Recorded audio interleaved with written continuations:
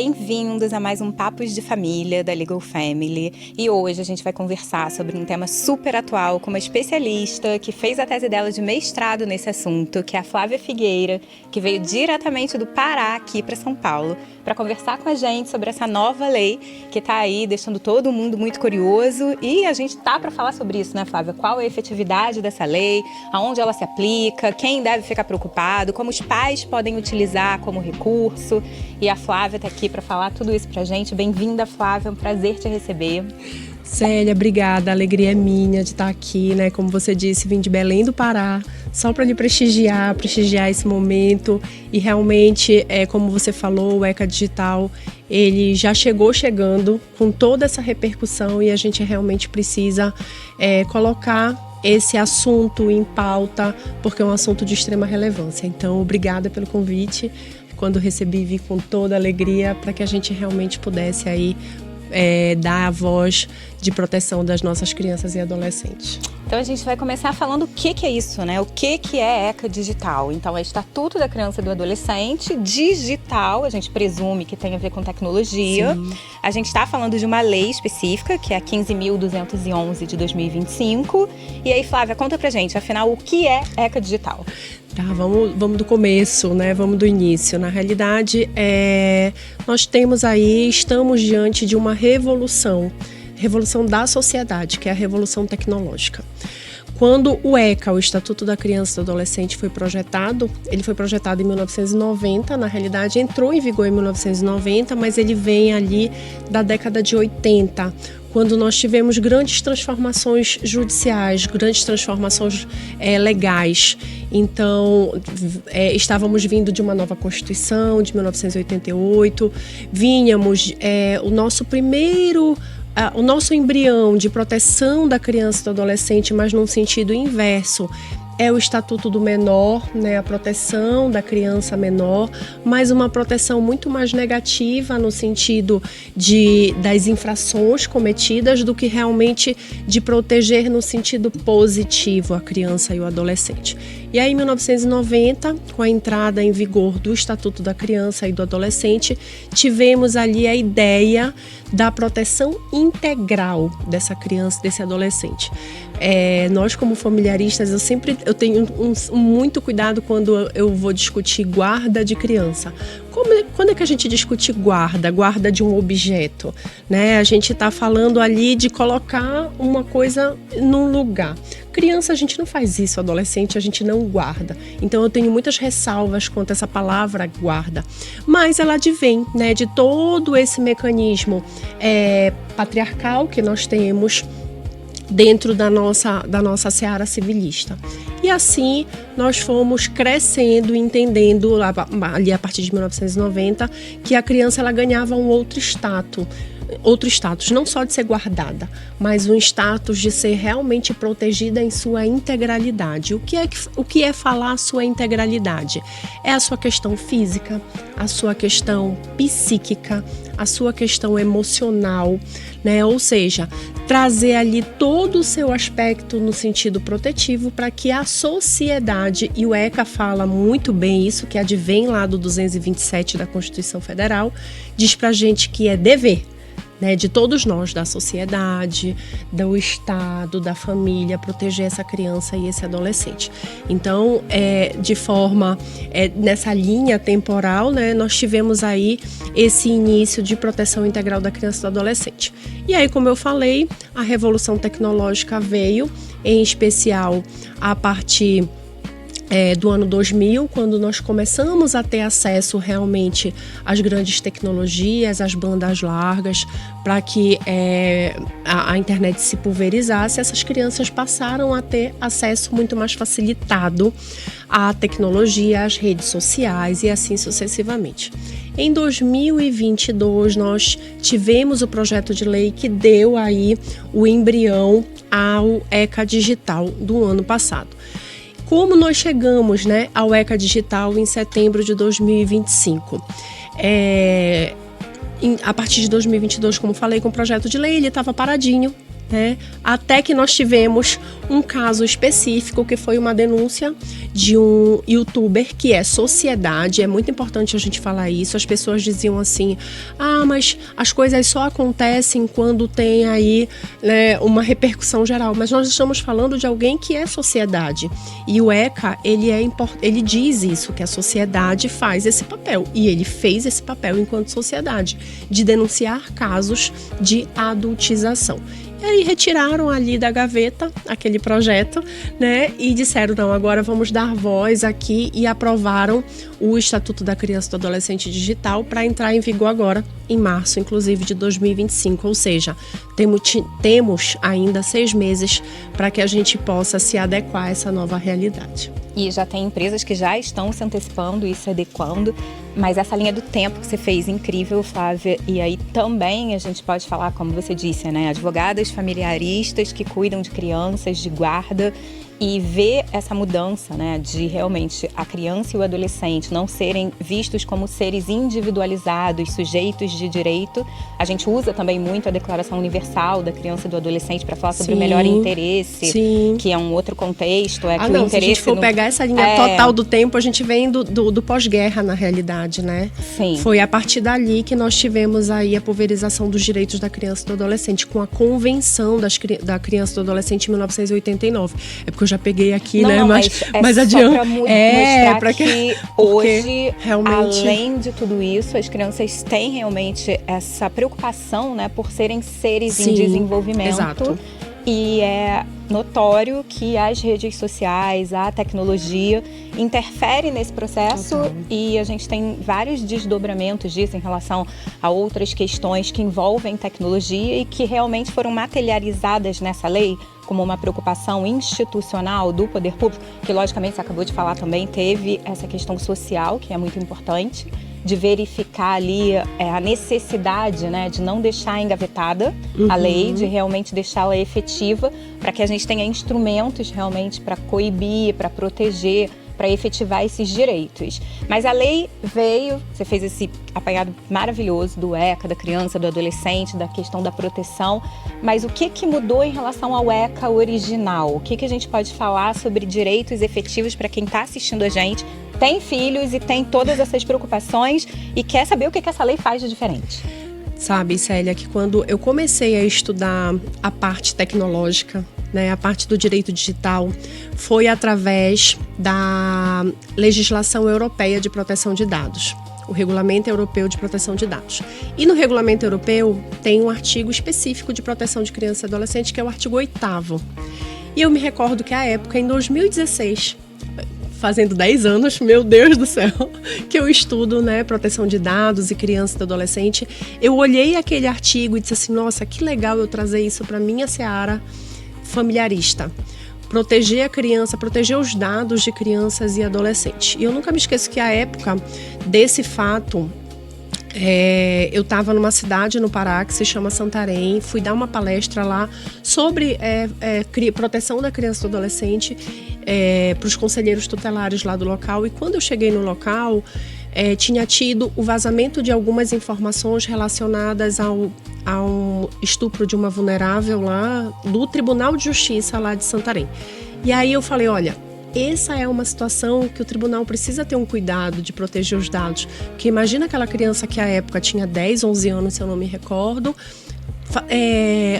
os dados com fotos, né, imagens sendo divulgadas em tudo que é lugar naquela localidade. E eu dizia assim, olha, o artigo 8º do Regulamento Europeu, ele fala sobre isso. E aí, logo em seguida, nós tivemos o nosso projeto de lei, que é a nossa LGPD, e que trouxe um artigo específico, o artigo 14, que quase que copiou e colou o artigo 8º lá do Regulamento Europeu. E aí, Célia, eu tenho um cuidado muito grande quando as pessoas dizem assim, precisamos de lei para isso, precisamos de lei para aquilo, para tudo precisamos de lei. Na realidade, o que a gente precisa é de educação. Porque lei, nós temos muitas legislações. Eu louvo a iniciativa do ECA digital, mas se você for pegar o ECA original de 1990, ele é um ECA que inclusive já protege a imagem da criança no seu artigo 17. Ele já traz essa proteção. Claro que nós temos uma evolução, né, óbvio, dos tipos de tecnologia, das redes sociais, da forma de se comunicar entre as pessoas, mas o próprio ECA, ele já traz essa proteção da criança e do adolescente. E se você ler o artigo e se você conectar com a Lei Geral de Proteção de Dados, que é a LGPD, eles já dão aquele match no sentido da proteção integral da criança e do adolescente. Perfeito, mas ainda assim entendemos que precisávamos de mais. Iniciativa louvada, né, do ECA Digital, de dar um plus ao ECA no sentido da proteção da criança e do adolescente no meio digital. E aí, Flávia, como é que a gente se protege? Como é que a gente pensa nesse ECA digital? Como eu falei, o próprio ECA ele já fala que quem tem que proteger a criança é a sociedade, né, são as plataformas agora, muito bem posicionadas pelo ECA Digital, mas a família também. Quando eu fui escrever minha dissertação de mestrado, eu lembro que eu abri um capítulo específico da proteção da família, porque a gente não pode também transferir somente essa responsabilidade para as plataformas, ok? Entendo e claro, as plataformas elas são aí as maiores responsáveis realmente por essa necessidade de proteção, mas a família também precisa proteger. E aí a gente passa para um campo da educação, que é realmente entender de que forma essa tecnologia ela adentra nas questões psíquicas e emocionais da criança para o seu melhor desenvolvimento.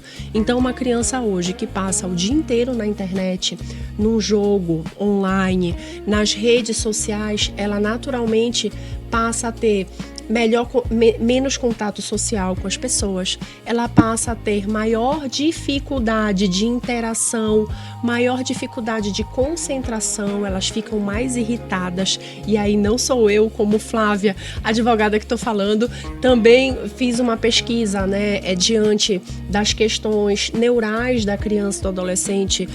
A Sociedade Brasileira de Pediatria, inclusive, já trouxe uma manifestação específica quanto ao posicionamento de não se dar telas para as crianças antes dos 2 anos de idade, entendendo que é um estímulo muito elevado para elas, para que elas não tenham aí esses problemas que eu acabei de trazer aqui, falta de concentração, né, irritabilidade diante das telas, baixa sociabilidade e assim sucessivamente. Então sim, as plataformas elas têm responsabilidade, que a gente vai falar aqui, mas a família ela tem um papel fundamental diante da entrada do Estatuto da Criança e do Adolescente. Por tudo isso, e verificando a prática, né, a gente tem uma questão geracional, que essas crianças são nativas digitais, então realmente elas já nascem com o dedinho na tela, com esse foco, com o olho aberto, né? Coisa muito diferente da geração dos pais, muitas vezes, dessas crianças que estão nessa fase de tela. E essa educação começa por aí também, né? Saber o que está acontecendo, se atualizar em relação ao que o seu filho está vendo, para depois sim se inteirar sobre quais recursos as plataformas permitem que os pais tenham controle parental, assim, entrando nesse ponto das plataformas junto com a sociedade e tentando fazer aqui um papel educativo, que eu concordo que é muito importante, relevante e necessário. O que a gente pode falar para esses pais que o ECA Digital já disponibiliza como uma orientação, né? O que a plataforma precisa fazer em relação à idade, em relação ao controle parental, ao acesso, muitas vezes nem necessariamente em relação aos filhos, mas até herança digital, inventariante digital, que é uma figura nova, e a gente vai falar sobre isso no congresso, que no fim a gente também vai comentar.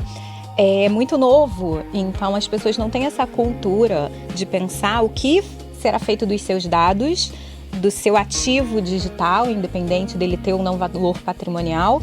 Quem dirá uma preocupação, uma consciência de que os seus filhos estão expostos realmente a um mundo à parte, né? A um universo de possibilidades no ambiente digital. Então, em relação às plataformas, assim, o que essa lei prevê e o que a gente já tem, que a gente possa falar para quem está em casa, olha, presta atenção, se informa em relação a isso. Célia, eu tenho 44 anos, sou da década de 80, né? Nasci em 81. Eu tenho 2 filhas, uma de 21 e a outra de 7. 3 gerações completamente diferentes em termos tecnológicos. Como professora, eu sempre gosto de dar exemplos em sala de aula que fica muito mais fácil. Teve uma época, né, há muitos anos, a long time ago, que as crianças tinham acesso a propagandas de cigarro, por exemplo. Né? Vamos começar aqui pelos exemplos. Anteriormente, as crianças não tinham cadeirinha para andar, então andavam soltas no carro. E assim como se tinha muito acesso, qualquer criança e adolescente tinha acesso a bebidas alcoólicas, menores de 18 anos, inclusive. Todos esses exemplos que eu te trouxe aqui são exemplos que, ao longo dos anos, considerando as necessidades biopsicossociais das crianças e adolescentes, tiveram que ser alteradas. Não é verdade? Nós tivemos alteração das propagandas de cigarro por conta de criança e adolescente, nós tivemos alteração da lei das cadeirinhas por conta do alto número de mortes, né, e de acidentes de crianças e adolescentes, assim como de bebidas alcoólicas. Da mesma forma, é o acesso à internet. Eu, enquanto com 44 anos, para eu acessar a internet, eu precisava da internet de escada. Né? A gente ia lá num horário específico, 11 horas da noite, porque era mais barato acessar a internet. A minha filha de 21 anos, hoje, ela pegou o início da internet da banda larga. Então já era mais, mas ainda assim de uma forma menor. A minha filha de 7 anos, como você falou, já é o dedinho mágico. Por quê? Porque o acesso é muito facilitado. Tudo é muito fácil. Só que quando a gente chega a essa facilidade, a gente precisa acender o alerta. Que foi o que aconteceu com a cadeirinha, que foi o que aconteceu com a bebida alcoólica, que foi o que aconteceu com o cigarro. Flávia, a internet é maléfica para todas as situações? Claro que não. Pelo contrário, a gente aprende, né? A gente tem educação, a gente se conecta, a gente faz congresso. Quantos congressos nós fizemos na época da pandemia, quantas lives, várias situações através da tecnologia. As minhas filhas estudam, vão para congresso, enfim, muitas situações pela tecnologia. O problema não é o uso da tecnologia. O problema é o uso desenfreado, sem o crivo que é necessário, né, e sem ali a supervisão que é necessária. Um dia desse eu estava lendo um livro que dizia assim, agora a gente vai ficar coibindo todos os acessos de criança e adolescente. Não, vamos ser vigilantes. Em Belém, não sei aqui em São Paulo, mas em Belém, quando a gente era pequeno, nós éramos pequenos, a minha avó dizia assim para mim, olha, não vai pra rua porque o homem do saco vai passar. O que era o homem do saco? Era um homem maldoso que podia levar a gente, né, enfim, sequestrar e ir embora. O homem do saco hoje, ele tá na internet. Ele é um pedófilo, ele tá por trás de um jogo. Por que nós estamos tendo essa onda do Roblox? Na realidade, por trás de toda essa onda, temos crianças sim, mas temos muito adulto por trás dessa manifestação do Roblox. Então, o pai e a mãe que passaram a trabalhar o dia todo, passou a dar ali com mais facilidade a internet, a tecnologia para os seus filhos, porque tinham outras situações. A minha mãe não trabalhava, então ela poderia me supervisionar muito mais. Eu já trabalho o dia inteiro e assim sucessivamente. Então, o menor tempo dos pais em relação aos filhos faz com que eles tenham mais contato com a tecnologia e com supervisão menor, por sinal. Então, às vezes, o pai está do lado da criança e do adolescente, mas não está fazendo uma vigilância adequada. Esse homem do saco que a gente pensava lá fora, ele está ali, do lado da mãe. Tem um livro, né, que é A Mente Ansiosa, e tem um relato de uma moça, ela dizendo exatamente isso. Ela tinha 13, 14 anos e ela tinha acesso à pornografia. E a mãe do lado dela. E ela dizendo assim, olha, a minha mãe era uma pessoa super cuidadosa comigo, eu tinha que comer as frutas, os legumes, não podia ir para casa de amiga, mas ela não olhava o meu celular, ela não verificava as pornografias que eu estava me utilizando no dia a dia. Então, é muito mais do que eu ficar coibindo o acesso, é eu entender o que o meu filho está utilizando, saber de que forma ele pode utilizar aquelas plataformas que são específicas para cada idade e fazer aquele controle, mas um controle que não é você estar proibindo. Não adianta proibir, né? Você realmente tem que ter aquela vigilância considerando a idade adequada daquela criança. Então, as plataformas hoje, elas já estão trazendo esse controle etário o controle da idade, para que se verifique ali com o pai e mãe se aquela criança pode ou não utilizar. O problema que está acontecendo, inclusive, é que essas crianças, elas são muitas das vezes ardilosas. Elas se utilizam de outros artifícios para a utilização. Então, se a plataforma diz que é para entrar com 14 anos, ela burla aquele sistema, se utiliza, inclusive, estão se utilizando inclusive de inteligência artificial para mudar a imagem do rosto, para fazer a verificação etária acima de 14 anos. Então, é um cuidado, sim, que esse pai e essa mãe precisa ter para que essa criança ela não possa acessar perfis que não sejam adequados à idade dela, né? E serem aí acessíveis ao homem do saco passar. E a gente está falando aqui de pedofilia mesmo, né? Que tem acontecido através das redes e de jogos simples, como é o caso do Roblox, por exemplo. Contextualizando o que você falou sobre o Roblox, para quem está ouvindo, ou depois, num outro momento em que já não seja, Sim. né, a moda do momento, teve uma manifestação, né, Online. um jogo, exatamente, em que crianças e adultos que fingem ser crianças se valem desse mecanismo para aliciar menores e aí cometer todo tipo de absurdo, mas ele se antecipou, né, a própria ECA Digital e a legislação está fazendo a parte dele como plataforma de controle etário, de restringir, de fazer uma limpa ali para saber realmente para o jogo cumprir a sua função de jogo. Eles limitaram o sistema de voz, né, para que somente voz e chat, para que somente pessoas daquelas faixas etárias se comunicassem. Então, por exemplo, entre 9 e 13 anos, somente pessoas de 9 e 13 anos vão ter aquela comunicação entre chat e voz.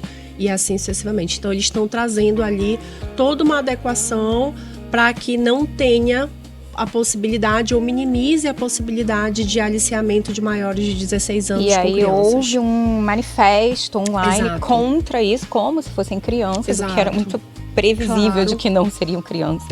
Se unindo para isso, então mostra realmente a importância disso, né? E como está sendo efetivo, a ponto de quem está deixando de cometer atos que eram totalmente livres, estão tendo dificuldade, estão se manifestando, fingindo ser crianças contra essa política aí que está sendo adotada.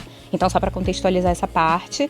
E aí você já antecipou uma segunda pergunta, que seria como as plataformas efetivamente podem auxiliar esses pais nesse controle etário, nessa vigilância online, nessa efetivação do que a lei propõe, que é realmente deixar o ambiente mais seguro. Então, você mencionou que o Roblox mudou o chat, eles já trouxeram por voz. Eles já trouxeram, já mudaram as faixas etárias, né? Antes era assim, acima de 9 anos, acima de 16. Agora está entre faixas mais restritas, entre 9 e 13 anos, entre 13 e 15 anos, 15 e 16 anos, para que fique realmente restrito aquelas faixas etárias. Aí a gente tem, Célia, eu sempre falo isso, né? Uma preocupação e uma coadunação com a Lei Geral de Proteção de Dados. Porque eu posso ter alguns acessos, alguns controles parentais, por exemplo, a biometria, mas essa plataforma ela vai ter que se adequar ao tratamento dos dados de forma adequada. Porque a Lei Geral de Proteção de Dados, ela fala pra gente que, no artigo 14, que é relacionado à criança e adolescente, que o tratamento de dados vai ser dado de forma minimizada somente para aqueles efeitos específicos e que ao final ele vai ser excluído, né? E aí você precisa conectar esse artigo 14 da Lei Geral de Proteção de Dados, porque você não pode descartar assim esse artigo 14 para fazer a adequação ao ECA Digital. Então essas empresas elas vão ter, e eu acho que esse tempo ele é muito curto, inclusive é algo que eu levo em consideração de forma negativa. Eu lembro quando a Lei Geral de Proteção de Dados entrou, ela entrou também com uma vacatio legis de 6 meses e depois foi alterada inclusive para 2 anos, porque era impossível se adequar ali às empresas aqueles 2 anos. O ECA vai passar por essa situação. A iniciativa do Roblox ela é válida porque é uma das maiores plataformas de jogos online que nós temos, e ela precisa realmente ter ali uma rapidez em se adequar. Mas a gente ainda vai ter um longo caminho. Eu acho que é o início. Assim como nós tivemos a mudança, né, do cigarro que eu falei, das cadeirinhas, né, das bebidas alcoólicas, a questão da tecnologia ela vai passar por uma grande modificação e um grande processo. Sempre comparo com o Código de Defesa do Consumidor, que é da mesma época, inclusive, do ECA, de 1990. A gente tem mais de 30 anos de Código de Defesa do Consumidor e as varas judiciais estão cheias de processos porque ainda temos incompatibilidade com a defesa do consumidor. Você imagina com uma lei de proteção de dados e com o Estatuto da Criança e do Adolescente. Nós ainda temos um longo caminho, mas que precisa ser dado pontapé. E esse pontapé foi dado aí com o ECA Digital em setembro, entra em vigor agora em março e as plataformas precisam, não tem jeito, ter essa responsabilidade em se adequar. Duas coisas aí, já fica um convite para uma próxima, porque a gente está vendo que tem muita questão que tem brincamento com a LGPD e também com o próprio exercício da função social da empresa e da segurança. Então, assim, a gente tem escolhas difíceis, né, como sociedade. Aqui em São Paulo é bem diferente, eu sou carioca, você é do Pará. O Bonora querido é de São Paulo, mas a gente vê que biometria facial é algo assim que em prol da segurança aqui em São Paulo em todos os edifícios comerciais. Então antigamente era biometria digital, que era a senha do banco. Agora é o seu celular, que é a sua senha, é a sua biometria facial. Então assim, as pessoas realmente se submetem à LGPD. Ninguém sabe como são tratados esses dados, Sim. Tamanho, o nível de coleta, que são vários prédios, vários condomínios, então é um problema também. Mas vendo a evolução, né? Acredito que como uma pessoa que está ali antenada e gosta de tecnologia igual a mim, você também fique antenada no que está acontecendo nos outros países. Então na China, vários programas de viagem já falam que você paga o metrô com a palma da mão, tudo é biometria. Então é sim uma forma de controle, é uma responsabilidade enorme, porque é uma identidade realmente personalíssima, Sim. Mas são escolhas difíceis. Então, assim, não é esse o tema, mas já fica aqui já fica uma reflexão para um próximo. Mas a gente está falando das plataformas, mas o ECA também atinge criadores de conteúdo. Você falou muito bem sobre propaganda, marketing. Então, vincular uma campanha, quais os cuidados que os pais devem ter na seleção dessas redes sociais, porque entrar numa plataforma que realmente tem que se adequar, em tese, é menos pior, né, do que deixar o seu filho navegar no Instagram com um monte de TikTok, ou redes sociais, ou outras que a gente desconhece, cada hora aparece uma nova, Discord, várias dessas que são específicas para adolescente, com muita questão relacionada a crimes, a incentivo a suicídio, a você se machucar, bullying, né? Cyberbullying, né? E online. Então, assim, tem cenas de terror, arenas do terror, mas não estamos falando dessas que são as piores, nas normais. Como fazer um filtro básico, a partir de agora, o que prestar atenção, essa própria iniciativa, né, desse influenciador que foi o Felca, que gerou a antecipação, ou talvez a retirada da gaveta do ECA Digital, começou com adultização. Então a gente vê que são comportamentos muitas vezes naturalizados. E de tanto ficar natural, a pessoa perde um pouco o filtro também. Não tem nada demais. Na nossa época tinha o tchan, ou então faz uma analogia a questões Xuxa, coisas assim que hoje já não cabem mais no mundo, mas que a nossa geração talvez tenha um olhar, sei lá, benevolente. Então, como ter atenção a esses anunciantes digitais, às redes sociais, a criadores de conteúdo, a própria criança como criadora de conteúdo. E você falou também muito bem que o próprio ECA, antes do digital, já tinha essa legislação para desfile em escola de samba, para participação em novela de menor de idade, né? Isso. Da autorização dos pais. Teve o caso da Larissa Manoela em relação a finanças. Mas hoje a gente tem perfis monetizáveis. Então, assim, é muita novidade. Fala o máximo que você puder com uma linguagem assim simples sobre isso aí. Criação de conteúdo, propaganda e proteção e regulação de todos esses personagens nesse contexto. Nós somos aí da década de 80, né, que não somos nativos digitais, mas quando a internet surgiu, a gente se deslumbrou com a internet. Então a gente acabou vendo o mundo na palma da mão. Então esses pais, que são pais inclusive da minha época, da década de 80, 90, passaram a divulgar os filhos, que a gente também poderia marcar um outro podcast para falar só de Sharent aqui, que é a divulgação né, de o que é o sharing, pais que compartilham demais, responsáveis que compartilham demais.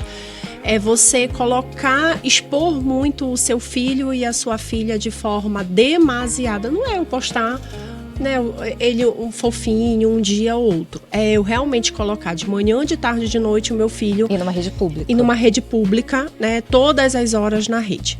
É o que nós temos aí em situações de youtubers, por exemplo. A mãe fica grávida, já coloca a foto da ultrassonografia. Ultrassonografia é dado pessoal. Dado pessoal sensível, inclusive. Né? Então, todo esse contexto que nós vivenciamos, ele passa, volto a falar, por uma questão educacional, de que nós não temos essa educação. Quando o pai e a mãe não têm essa educação, ele naturalmente faz com que a criança e a adolescente também não tenham essa educação. Então, comece a utilizar a tecnologia de uma forma sem filtro nenhum. Nós temos as próprias plataformas, por exemplo, como o YouTube, ela já tem um filtro específico primeiro que ela tem um YouTube Kids, específico para criança. Mas eu já olhei, Flávia, por exemplo, já vi muito o YouTube Kids e ela é uma rede limitada. Ok, né? Assim, a gente tem uma limitação. Então, as crianças gostam do YouTube maior. No próprio YouTube normal, por exemplo, eu estou pegando o YouTube aqui como um exemplo de várias outras plataformas que existem. O próprio YouTube, ele tem filtro de palavras específicas. Então, você consegue colocar lá, por exemplo, sexo, pornografia, pedofilia, adultização, tudo aquilo que for conexo àquelas palavras, ele vai bloquear, para que aquele perfil daquela criança, daquele adolescente não possa ser acessado. Super importante. E você diferenciar o seu perfil para o perfil da criança. Por quê, Célia? Você imagina Flávia, se eu for deixar a minha filha acessar o meu YouTube, por exemplo, ela não vai ver pedofilia, mas ela, por exemplo, vai ver somente músicas do Rosa de Saron, que são as únicas músicas que eu escuto na vida, que é uma banda católica. Ou curso de direito. Ou curso de direito, ou coisas de direito. Ou papos de família. que é o perfilar, né? Que é a plataforma começar a entender o que você está consumindo. Tudo bem, o meu é um perfil legal, que é só música do Rosa de Saron, coisas de família, né? E coisas de tecnologia, conteúdo de tecnologia. Mas você imagina pais que visualizam conteúdo, por exemplo, de pornografia ou conteúdos de adultização, por exemplo, e dão o seu telefone para aquela criança para que ela possa acessar pelo seu perfil. Se essa criança ela vai acessar pelo perfil do adulto, o próprio perfil, ele vai começar a te passar informações relacionadas à adultização, enfim, né, sexualização e assim sucessivamente.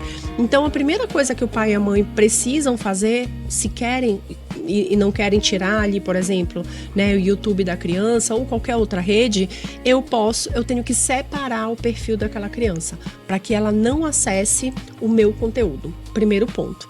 Segundo ponto, eu fazer com que eu trazer ali realmente palavras específicas que o YouTube ou qualquer outra plataforma ele possa bloquear para que aquela criança, aquele adolescente não tenha acesso. Flávia, protege 100%? Não, gente, a gente não tem nenhuma tecnologia que proteja 100%. A própria ideia do ECA, a própria ideia da LGPD não é de proteção 100%, é de minimizar riscos para aquela criança e adolescente, fazendo com que elas tenham mais educação digital. Então, eu preciso diminuir os riscos para aquela criança e para aquele adolescente, para que ela não tenha acesso àqueles conteúdos que são nocivos. Pornografia, sexualização, questões de bullying, suicídio e assim sucessivamente. Então, todas ou a grande maioria das plataformas, pelo menos as mais importantes que eu tenho conhecimento, elas realmente já possuem esses filtros específicos. Então, separar o perfil é o primeiro passo que nós precisamos fazer. Por que, por exemplo, plataformas como a Netflix, você consegue ter vários perfis? Perfil da mãe, perfil do pai, perfil da filha maior, perfil da filha menor. Exatamente para que você acesse conteúdos específicos e que o seu filho menor não tenha acesso, por exemplo, a conteúdos de maior de 18 anos.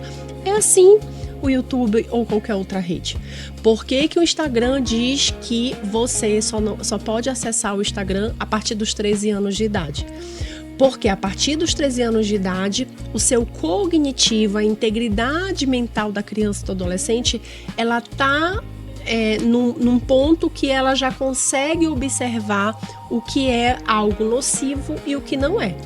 Mas claro, se eu estou falando aqui de uma criança, de um adolescente de 13 anos de idade, ele ainda está em formação. E se ele está em formação, ele precisa desse cuidado. Se nós, Célia, que somos adultos, nós nos deslumbramos ali com situações específicas e vamos rolando a tela, você imagina a criança e o adolescente. Então, esses bloqueios por idade, como é o caso da Meta, por exemplo, Facebook, Instagram, que só autorizam a partir dos 13 anos de idade, não é à toa.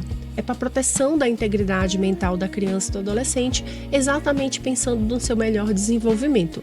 E aí esse pai e essa mãe precisa ter consciência quantas crianças você conhece, nós conhecemos, com menos de 13 anos de idade que tem perfis nas redes sociais. Quem autoriza?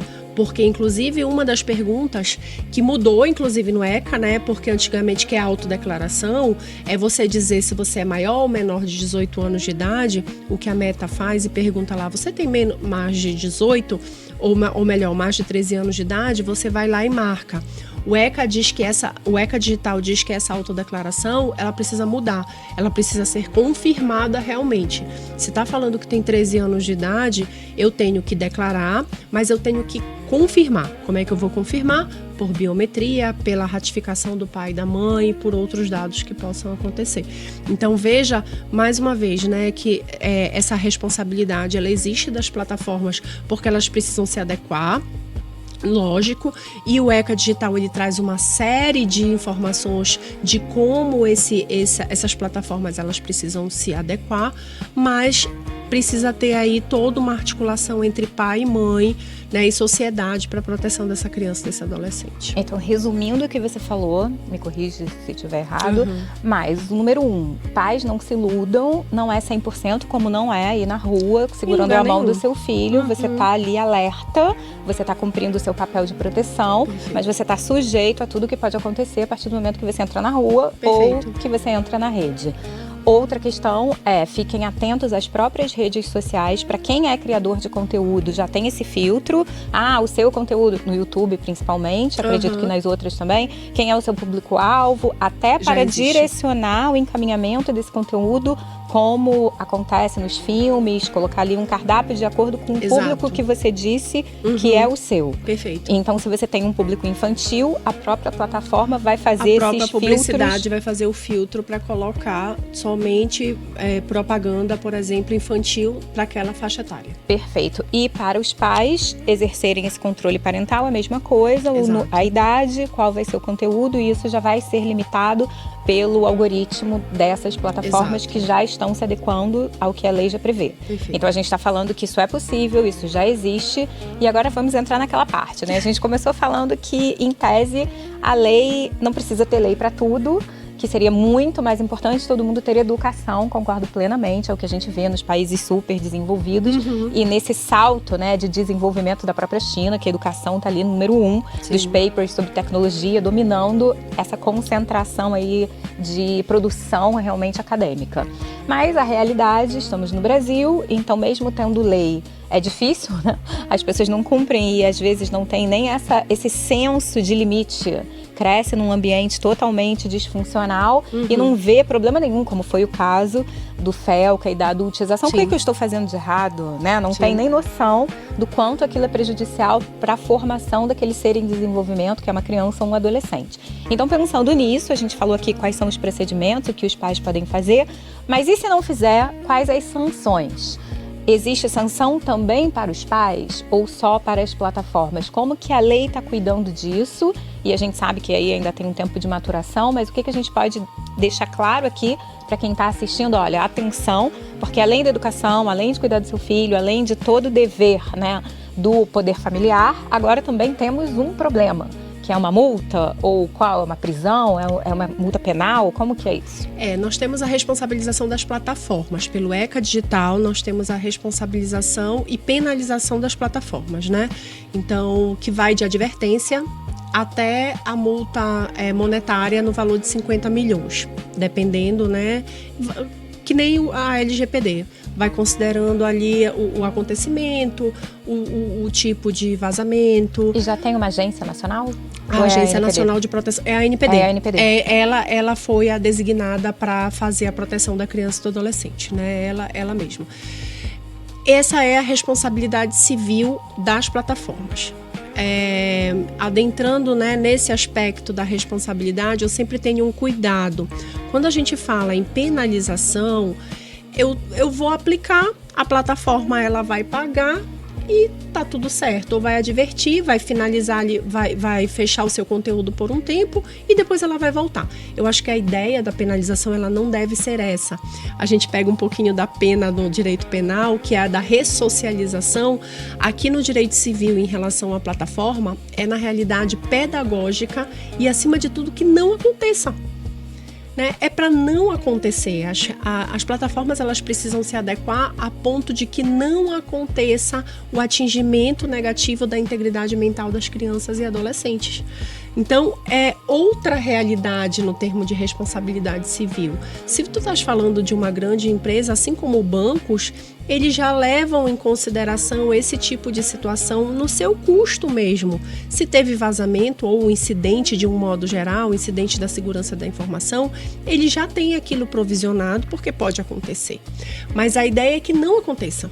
O que a gente precisa fazer é para que realmente essas situações não atinjam a integridade mental da criança. Quando o Felca fez aquela denúncia da adultização e a moça, a menina, né, que foi objeto inicial daquela divulgação, ela chorava, ela ia para as redes sociais dizer que ela não estava sendo atingida, porque ela cresceu daquela forma, ela foi assim, ela não é uma pessoa que está sendo sexualizada. Por quê? Porque ela cresceu em um ambiente disfuncional, entendendo que aquilo era correto, como muitas crianças e adolescentes estão crescendo, passando o dia a dia nas redes sociais, utilizando tecnologia, entendendo que aquilo ali é normal e que elas podem seguir a sua vida de forma normal. Então, e esses pais, e aí pegando a responsabilidade dos pais, e esses pais também entendendo que estão em um ambiente funcional. Eu estava assistindo os comentários, estava lendo os comentários relacionados ao Roblox, e em muitas plataformas que eu olhei, em muitas mensagens, pais respondendo: eu quero saber qual é o problema do meu filho usar Roblox. Eu quero saber que coisa que vocês estão perseguindo o Roblox. Ninguém está perseguindo o Roblox. Criança pode jogar, criança pode ter acesso a jogos online. O problema não é o jogo. O problema são os aliciamentos que podem acontecer dentro das plataformas e levar essa criança a ser abusada, por exemplo, sexualmente. Então a gente está tão preocupado com o abuso que pode ocorrer no caminho da escola e da faculdade, mas o abuso na realidade está dentro de um jogo online que a gente entende como inocente. E eu vi muitos pais dizendo isso na repercussão do Roblox, dizendo: não sei por que o meu filho joga e para mim é uma tranquilidade, é o tempo que eu estou fazendo as coisas, é uma maravilha. Então veja que é uma disfunção geral pela própria falta da educação digital, de que dentro dessas plataformas estão ocorrendo ali possíveis casos de pedofilia, possíveis casos de exploração sexual. Qual a responsabilidade dos pais e penalização dos pais? O ECA não trouxe especificamente, porque é até difícil de controlar dentro de casa, porque aí a gente pega a Constituição Federal dizendo que o Estado deve proteger a família, mas também não pode intervir diretamente na família, porque é um ato de privacidade. Mas pode-se responder pelo abandono material e pelo abandono afetivo, né, que hoje se constitui inclusive ilícito civil. Pelo abandono material, você imagina, e já tem casos acontecendo nesse sentido. Pai e mãe saem para trabalhar, esquecem o filho jogando o dia inteiro dentro de casa, não querem sair do quarto, não querem ir para a escola, não querem fazer nada. Ali eu posso estar incorrendo tanto no ilícito civil do abandono afetivo, como no ilícito penal pelo abandono material. eu de repente deixei de prover para o meu filho outras situações, escola, porque infelizmente tem pais que inclusive, deixa ele jogar, não precisa ir para a escola. Isso tem acontecido também e faz com que esses pais possam responder por essas duas tipificações, civil e penal, pelo abandono material e pelo abandono afetivo. Não trouxe ali especificamente essa responsabilidade, mas eu entendo, como eu disse, que ela tem que ser muito mais pedagógica e preventiva do que realmente reparatória, né? Já aconteceu, agora nós vamos reparar a situação. Então, seja ela da responsabilidade dos pais, seja da responsabilidade das plataformas, nós precisamos de uma prevenção e não de uma reparação, porque depois que acontece, fica muito mais difícil da gente articular toda aquela situação. E como a nossa jurisprudência não acompanha a legislação, mas ela está atenta a essas questões, a gente tem o abandono digital também, que vai ser tema desse congresso, dia 13 de março, a gente vai falar já. Então, não quis te interromper, mas para os pais que são dessa geração, que não têm noção, né, de que a violência pode ser digital, então a gente está falando hoje de violência sexual digital. Então, antes, quando a gente se formou, estupro, por exemplo, não tinha nem estupro de vulnerável ainda, né? Então, as pessoas podiam casar com 13 anos para ter ali ou um reconhecimento de que Sim. teve um casamento. Eu dei então aula deixa de ser até crime. 2019, estava no código. Pois é. Quando eu conto para os meus alunos, eles morrem, mas eu digo, olha, até 2019 estava no código autorizando que você poderia casar para tirar a pena do seu estuprador. Pois é. Imagina. Então a gente acordou num novo mundo, então os pais que têm essa memória, talvez, ou não tenham essa consciência de que hoje estupro de vulnerável, né? Você não precisa nem ter o coito em si, o ato libidinoso, a relação sexual, muito mais questões libidinosas, em passar a mão. Então, digitalmente, hoje a gente tem essa tipificação de condutas horrorosas que estão acontecendo Sim. nesses cenários aí de arenas digitais, de crianças se violando, né, de cumprir ordens absurdas, que em tese, né, visualmente, assim, tem uma conotação sexual, mas é contra a vontade, tá lá tipificado. Então, pais, quando essas mensagens chegam, não se está condenando o Roblox, não é isso? É muito o que acontece ali que tá alheio a tudo isso que é Sim. visível ou que está na nossa imaginação. A gente não tem noção de como tem absurdos, né, nesse mundo digital. Então aqui o papel é esse, é mostrar que fiquem atentos, não deixem os seus filhos ser vítima disso. Logicamente a gente não quer acabar com nenhuma distração, jogo, entretenimento, mas que as pessoas, os pais, a sociedade e as plataformas tenham consciência de que a integridade física do menor, e isso tudo a gente fala como advogadas de família, porque quanto mais saudável mentalmente, fisicamente, emocionalmente uma criança for, mais saudável a sociedade será, né? Porque crescerão e farão parte desse mundo, e o que a gente quer é que tenham ali condições de ter uma independência, uma vida realmente que siga ali, não seja um problema social para ninguém, e muito menos para a família ou para ela mesma. Então, Flávia, caminhando aqui para as perguntas que a gente recebeu, que tem muito a ver, muitas já foram respondidas, mas só para fazer isso de uma forma, né, ping-pong, rápida, e de tudo que a gente falou sobre educação, você consegue fazer aí um apanhado do que você acha que é o principal? Por exemplo, cuidados básicos que os pais devem ter. Fala rápido. Rápido, não dá pra falar rápido. Não, cuidados. Monitora o Mas seu cuidado, filho, olha... É isso, né? A gente repete aqui. Monitorar, vigiar. Não é controlar, são situações diferentes, tá? Entre controle e vigilância, nós temos uma distância muito grande. A vigilância é você saber o que está acontecendo. O controle é você ficar ali, olha, não faz isso, faz aquilo, é dessa forma. E a partir de que idade você recomendaria, por exemplo, um jogo? Eu canso de ver no avião e não é rede social. Então eu fico impressionada. Ponte aérea, Rio-São Paulo é super rápido. Mas depois é que eu vou ver que tinha muita criança na hora do desembarque, eu fico lá na frente, então eu vou vendo, todas estavam na tela, todas estavam vendo um filminho, todas estavam fazendo alguma coisa, pequenininhas. Sim. Então, assim, como é que a gente separa isso da realidade? Pais, vamos entrar no avião, o pai quer ficar em paz, não quer atrapalhar todo mundo. Numa viagem curta, imagina, 40 minutos. Sim. Imagina uma longa. Então, que tela, Peppa Pig, tudo bem? Durante o voo? porque a gente está falando de perigos de interação digital, né? Não de ver só uma tela, que também é um outro tema para a gente falar sobre isso. Mas tem vários movimentos, né? Desconecta, que está realmente ganhando muita adesão. Pais que só dão celular ou tela para os filhos a partir de uma determinada idade. Mas vamos falar da realidade do Brasil. Pais e mães que assim não contam com um apoio ou uma rede, né, que possa ali, uma rede de apoio. Meu filho vai ter com quem brincar, uma pessoa física 24 horas por dia. Realmente a gente está na vida de antigamente, finge que não existe tela. Não é isso. Então, o que existe? Vamos dar uma tela para ficar 40 minutos na ponte aérea? É um filminho fora de conexão? Rede social? Que idades você acha que seria não adequado, mas possível para a maioria dos brasileiros ter uma saúde digital e uma segurança? A Sociedade Brasileira de Pediatria fala que até, como eu disse, né, até 2 anos de idade a criança não pode ter tela em hipótese alguma. 2 anos de idade? Até 2 anos de idade. Sem tela? Sem tela nenhuma. A partir dos 2 anos de idade, entre mais de 2 anos, né, e 4 anos de idade, nós temos que ter aí, no máximo, 30 minutos de tela. 2 a 4 anos. E aí a gente tá falando desses filminhos, Galinha Pintadinha. Exatamente, né? Galinha Pintadinha, Peppa Pig e assim sucessivamente, adequado para aquela idade. Acima de 4 anos, a gente tem ali 1 hora de tela. 4 a 6 anos, 1 hora de tela. E esse 1 hora de tela é o dia. É o tempo da ponte aérea. Exato. Já gastou. É o dia, tá?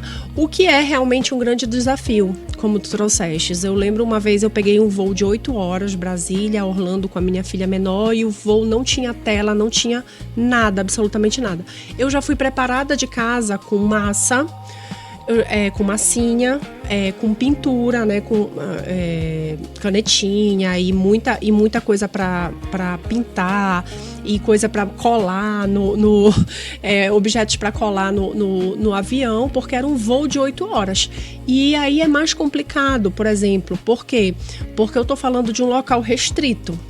Quando você tem uma casa, quando você tem um apartamento, um local que a criança possa correr, é mais fácil ela ficar sem tela nesse sentido de que ela pode fazer o que ela quiser. Mas quando você está num local mais restrito e realmente para a saúde mental de todos, você vai acabar liberando a tela.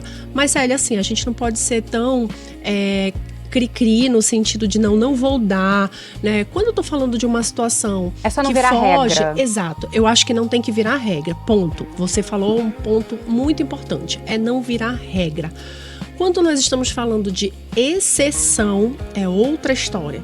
Então, um voo longo, numa situação que você requer que a criança fique, né, ali concentrada. Por exemplo, no dia da minha defesa de mestrado, foram 4 horas de defesa, a minha filha menor lá, ouvindo todo mundo falar. Anos, ela já tem 8, aumentou o tempo de tela. Então eu liberei para que ela, bloqueei ali, liberei para que ela assistisse os filmes de acordo com a idade dela naquele tempo de pelo menos de 2 horas. As outras 2 horas, todo mundo acabou intertendo então, ela. Bom senso. Exatamente, exato. O problema é que as pessoas não entendem esse bom senso. Rede social, que idade?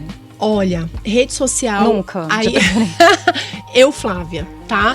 Eu, Flávia, entendo que rede social, minimamente, você tem que ter acima dos 14, 15 anos. Mas esse é um entendimento... Que já é um desafio que já é, Charles. Né? Exatamente, que é Príncipe Charles.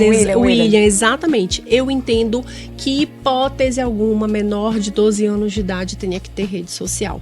Que hipótese alguma, menor de 12 anos de idade tenha que ter celular. Esse é o meu A gente sabe que é difícil, gente. Isso aí é a teoria. Exatamente. Ai, Flávia, tu estás divagando. Tô. Gente, realmente mundo eu tô ideal. Divagando. É o mundo ideal pra mim. Essa e não é a realidade. Controle parental sempre. Controle parental sempre. Eu tive uma vez uma cliente que chegou no escritório e disse assim: doutor, meu filho não deixa eu entrar no quarto, ele passa o dia inteiro no celular e bloqueia o celular pra eu não ver o celular. Eu falei, pois bem, você vai meter o pé na porta, vai quebrar a porta, entrar no quarto e vai pegar o celular e jogar pela janela. Ai, mas sem ver o que tinha? E ele não vai mais ter acesso. Doutora, eu vou fazer... Vai Vai fazer. Por quê? Responsabilidade objetiva de pai e mãe. Nós somos responsáveis mas tinha que ver pelos o que nossos era. filhos. Vai que tivesse um Não, criminoso. assim, eu tô te dizendo... Claro que ela não fez isso, mas assim, pra te dizer que nós somos responsáveis pelos nossos filhos. E não é filho que manda na gente, nós que mandamos nos nossos filhos. Traduzindo o que a Flávia disse, Tá? Pais não cheguem nesse ponto de deixar o filho trancado no de quarto jeito sem nenhum. saber o que está acontecendo. Exatamente, né? Eu não vou deixar o meu filho trancado no quarto sem saber o que está acontecendo. Isso, inclusive, se materializa como abandono. E às vezes não é nenhum crime, é um vício, né? É um vício. Já tá viciado num joguinho. Então ele chegava da escola, primeiro, essa criança, esse adolescente passou a ter crises de ansiedade, porque quando ele estava na escola, ele não conseguia se concentrar naquele momento de aprendizado, ele já queria acabar para ir embora para casa e ter acesso ao celular. Do momento que ele chegava com acesso ao celular, ele se trancava no quarto e a mãe não tinha mais acesso a ele para outras questões. Perfeito. Então, é você não deixar chegar a esse ponto. Sim. Né? Você que é o nosso realmente, papel aqui. esse controle parental significa você ter acesso à integridade mental, psíquica do seu filho, física, porque até física, tá, Célia? Se eu tô falando de um adolescente nesse sentido, ele só tá manipulando ali o dedo, ou seja, ele não está desenvolvendo outras partes do corpo, como correr, como falar, como andar. Então, até essas outras situações psíquicas, físicas, elas passam a ser comprometidas também. Então, assim, já caminhando muito para o fim mesmo, que conselho, ou baseado na sua experiência como mãe, como advogada, como pesquisadora, como estudiosa desse tema, assim, uma frase você deixa para quem está aqui nos assistindo, pode ser onde procurar ajuda, o que fazer, qual o primeiro sinal, fique atento, o que você acha que é mais relevante para quem está aqui de tudo isso que a gente falou, resumindo. O cuidado, a atenção para os nossos filhos. Eles dão alertas, sempre, sempre, sempre, sempre. Eles são... Tem que estar realmente atento. Tem, né? Os nossos filhos, eles dão alertas. Eu sou advogada de família, mas com esse viés da proteção da criança e do adolescente. Em processo de guarda, eu digo sempre para os meus clientes são as crianças e adolescentes. Eu quero saber como eles estão para o resto funcionar. Perfeito. E aí eu vejo, né, até mesmo quando eu faço aquele convívio parental de pai e mãe, eu pergunto para os dois como é o acesso das telas, como é o cuidado, para que os dois entendam que isso de forma livre não vai trazer benefícios para essas crianças e adolescentes. Então a gente precisa ter o cuidado, a responsabilidade, muito mais do que eu entendo que todo mundo trabalha. Hoje a gente vive na sociedade conectada, da rapidez. Eu vinha conversando isso ainda agora e dizendo, nossa, a gente tem uma coisa hoje, amanhã a gente já esquece. Tem um evento hoje. Daqui a 2 horas. Daqui a 2 horas. Né? Antigamente, eu lembro da época da minha avó que todo mundo se reunia na sala para assistir o Jornal da Noite para saber as notícias e que já estavam desatualizadas. Hoje a gente acorda, a gente já sabe o que aconteceu de manhã, meio-dia a notícia já é outra, 1 da tarde é outra e assim. E é o conteúdo que os nossos filhos estão consumindo também. Então a gente precisa dar uma pausa. Somos da sociedade da informação, mas precisamos ter atenção. Eles estão em desenvolvimento. E se a gente não fizer por eles, quem vai fazer? Perfeito, Flávia, mas a gente vai continuar esse papo com outros temas aí que tem muita conexão com isso que a gente falou. Então, muito obrigada pela audiência, espero que todo mundo tenha aprendido bastante, pelo menos como identificar problemas, né, e ter ali uma clareza sobre isso. Mas, como eu falei, a gente vai ter um congresso aqui na SPM no dia 13 de março de 2026, de 9 da manhã às 19 horas da noite. Com esses temas, a gente vai abrir falando de ECA Digital com o coordenador da Faculdade de Direito da SPM, o professor Marcelo Crespo. E a partir daí, de manhã, é só criança e adolescente, Flávia. Então, a gente vai falar sobre provas também digitais em processos de guarda e esses litígios aí, como que a gente pode fazer nessa fase, né, tecnológica. E na parte da tarde é inventário, é patrimônio, provas também. A gente vai ter a Verifact aqui falando sobre a plataforma dela. Vamos falar sobre inteligência artificial aplicada ao direito, então vai ter a Jus Brasil falando sobre a Jus IA. Então, muita coisa legal, a programação já vai em breve estar liberada no site do IBDFAM, que é o Instituto Brasileiro de Direito de Família. A gente conta com diversos especialistas e espero vocês nesse congresso para debater mais esse tema e outros assuntos relacionados. E é isso, muito, muito obrigada. Siga o nosso canal e fica com a gente até os próximos episódios. Até o próximo.